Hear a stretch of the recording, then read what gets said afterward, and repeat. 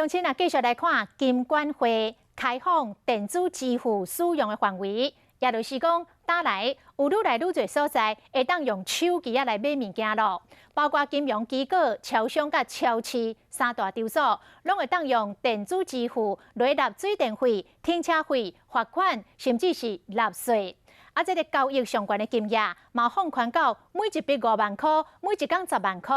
安尼一来，民众就更加利便咯。 之前的商品有写，以后呢，在超商不只可以用手机买东西，还可以透过电子支付的方式缴纳水电费，包括水电费、停车费、罚款，甚至是税金。金管会宣布，以后要开放金融机构、超商、超市三大场所，拢会使用电子支付方式缴纳。甲用手机扫 QR code 买物件，付款的方式是同款的。交易的限制嘛放宽到每一笔5万，每工是上最10万。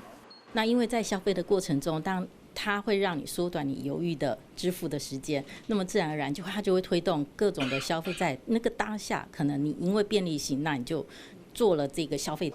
目前国内专营甲兼营电子支付的业者总共有28间，使用电子支付的民众估计有526万人，只有占台湾总人口的1/4。面对消费者该用现金甲信用卡的情况，要安怎带动更较侪人使用行动支付，也阁需要法令更较放宽，以及更较侪企业甲小型商店的配合。